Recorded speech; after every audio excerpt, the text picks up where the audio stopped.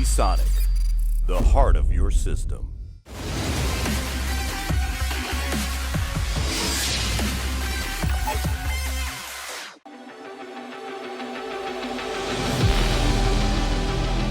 I'm Leo Walder for Kit Guru with my sidekick Luke Hill. This is the third of our CES 2020 has finished videos, and this one is slightly curious and strange things that happened to us at CES 2020. The first two were slightly curious and strange things that happened to me, and the third one was a bit of a developing story, really. So the first one was we were walking in to see Be Quiet on, I think it was Sunday. I've lost track. Fairly soon after one of the days. Yeah. Fairly soon after we arrived here, and we arrived at their hotel suite at the appointed hour. And Steve Burke of Gamers Nexus was just finishing up his video, and he walked in and he basically indicated me to come over, and I was walking in looking like a lost sheep.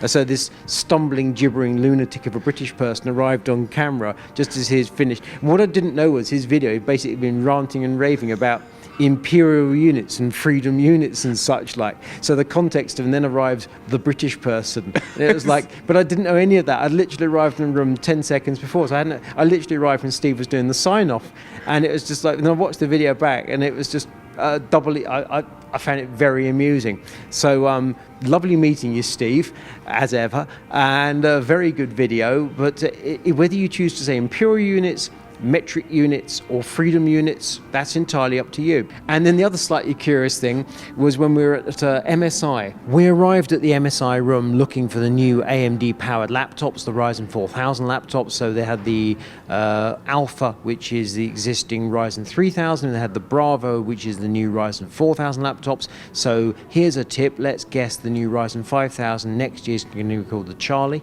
And it was I was going to go Tango. And the Alpha and the Bravo were in the far corner, so we started going over, at which point we bumped into tech testers. Now, we've known tech testers now for a little while, Dutch people, absolutely lovely, at which point Nada from Tech Testers, who's busy videoing these very laptops, decided to give us a tour of the laptops. So our briefing about the laptops is done by Nada, which is quite peculiar. She stuck her video up with it this morning. It's almost surreal. And I have to say, I'm about physically 2.5 times her size in width this is.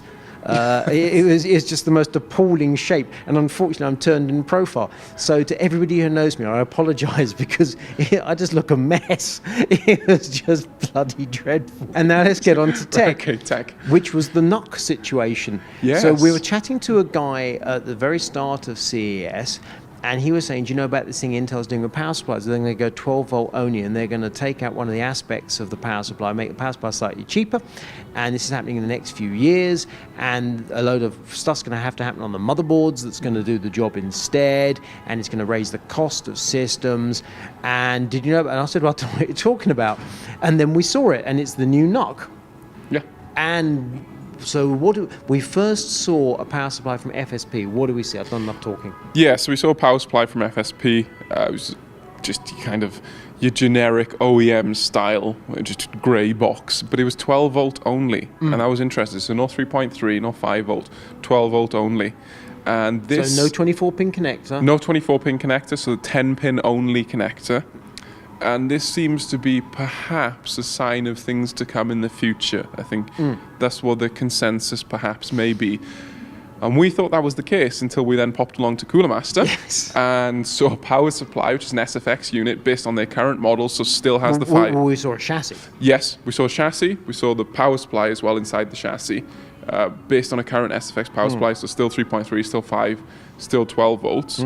But that had the 10-pin only connector. And it was plugged into the new Intel Element board, which is the new Intel NUC. Yes. Yeah, which is pretty cool. Which looks absolutely nothing like any NUC we've ever seen before. But of course, NUC is not a small form factor, whatever. It is next unit of computing. So therefore, it could be a tablet, it could be a phone. In that sense, they've been quite cutesy. The problem is when I hear NUC or NUC, however you want to say it, NUC, I think a certain thing. I think Mac Mini actually is what I think. You think little box-based, little cube, didn't you? Sorry, itchy nose. Oh, and as a consequence, describe how this thing looks. Well, it looks really cool, actually. So put your hands up. Describe it in. Yes-ish. So for the Element card, I guess, it's basically a PCIe add-in card. So it's like a small, relatively short dual slot graphics card. And on there, you've got a 45 watt H series, so a laptop class CPU, up to 8 cores maximum. You got 2 SODIMM slots, you get 2 M.2 slots, and then you get a daughter board, which connects to the PCIe slot for a GPU, which also has an M.2 slot on there. So it's basically a full system, and you can put a full power, full-size GPU in there. We spoke to a guy from Intel. When we were at EVGA doing a tour of their suite, and we'd finished up, and they had the new 2060 RTX 2060 KO.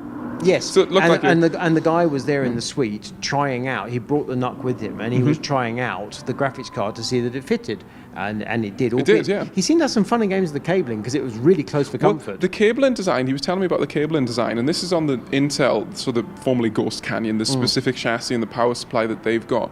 So the cabling was designed quite smart, based on the power connector on your graphics card, because some have the latch on the bottom, some on the top, so they've got 2 separate cables that can be tucked away, and only one of them needs to be used. That's pretty smart, but he fit very, very wise. He fit a 2060 in there. It was tight, but it was fine. The design of the EJ card was smart. And we showed that in the video.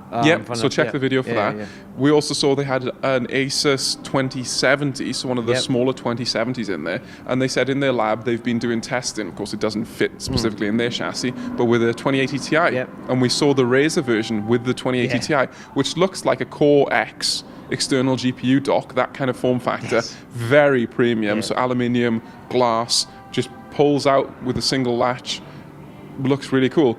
This is exciting, I think. I think this is really exciting from Intel, because the NUC in the past has always been something that I personally have been very interested in, but there's always been that, but, you know, you can't really get that top-end power. And the problem also is with the NUC, when you build it and you put an SSD in it, you put Windows on it, you put some memory and all the rest of it, the price comes out like £800 or something. Yeah, and they come out relatively expensive for a fairly feeble PC. Yeah, precisely, and you've still got that compressed form factor, which is, like you say, is, you know, can be quite feeble, but very expensive. Here, you've got a full-fat laptop class CPU, which is 45 watts, and we know the 8-core laptop chips are good gaming chips. They're good workstation-style chips if you're not doing anything that's too demanding. And then you've got a full-fat, proper desktop graphics card.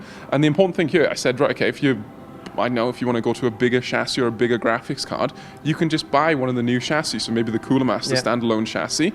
You take your compute element card, you take the board or whatever, you slot it in the new chassis, you buy a new, bigger graphics card, so it's upgradable, unlike a NUC was in the past. No, absolutely. I think this is cool. And the funny thing is that it seems that this thing that kind of kicked off the story, the power supply that only has the 12-volt, the 10-pin connector, these power supplies are not at the moment coming to consumers. It sounds like that's an Intel thing going to system integrators for things like this NUC and such like. So, in a sense, the initial panic over there's a new power supply coming along, or standard, and the standard doesn't have a name. No. FSP said this, we can make the power supply, we don't know what it's called, which is the funniest thing. 12 volt, let's call it that. Yeah, quite. But it's not actually going to ruin the world, which is what we'd initially figured. We thought, oh my God, every motherboard's have to be redesigned, this is just absolutely blooming horrendous. Turns out nothing of the sort. It's like a system integrator kind of, and if it's for NUCs, which in this context are niche, then okay, fine. Yeah, so initially it is, so basically they wire the 12 volt and the 10 pin through to the daughter board, and the daughter board handles conversion to 3.3 and 5 volt. But in this instance, the NUC looks interesting enough, we're absolutely fine with it. We'll be interested in playing with one. The various chassis look interesting, Cooler Master, Razer, and Intel themselves. And Intel themselves was a really good one, actually. I particularly like that one because it was the smaller of the bunch, depending on which orientation you're looking at. But it was really smart, so they've done a lot of work on this. They had 2 screws holding in the top latch, basically a top panel, 2 80mm fans in there, which they said are user replaceable, standard 4-pin fans, 15mm thick, so it's a bit awkward. They actually said they went to the OEM specifically and asked them to change the position of the labels so that you don't get an ugly white label in your view. The labels are on the edge of the fan. Which I must say is superb attention to detail that we would usually associate with somebody like Apple, that level of attention to detail. But what I really liked was it's effectively a wireless solution. So you plug it in, it's got a pin connector, but you don't pull out any cables. Very, very smart. I like that. No, indeed. So we like that a great deal. We can't knock what Intel has done, not in the slightest, but I do think at a certain level, it's slightly sad that the thing that's impressed us here is that Intel put a label on the side of a fan, meanwhile AMD has rearranged the world. Anyway, we're going to wrap this up. I'm Neil Woodard for Kit Guru. This is Luke Hill. CES 2020, it's over. Done. Casino time.